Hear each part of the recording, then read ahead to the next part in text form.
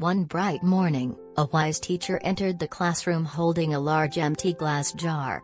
The students looked at him curiously as he placed it on the table. Without saying a word, he filled the jar with big stones until it could hold no more. He turned to the class and asked, "Is the jar full?"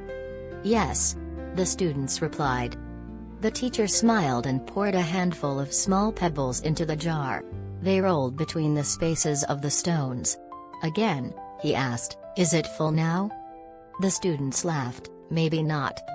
Next, the teacher poured sand into the jar. The tiny grains filled all the remaining gaps. "Now?" he asked.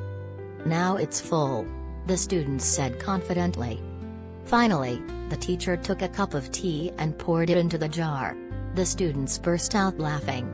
The tea filled the smallest spaces between the sand. The teacher nodded and said, "This jar represents your life. The stones are the most important things, your family, health, and goals. The pebbles are other things like your job, school, and hobbies. The sand represents the small stuff, the little worries and daily problems."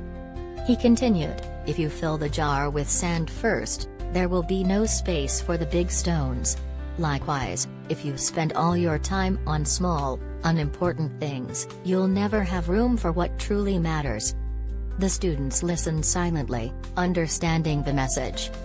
Then the teacher smiled and said, "And the tea reminds us that no matter how busy life gets, there's always time to share a cup of tea with a friend." From that day, the students learned to fill their lives with what truly matters first.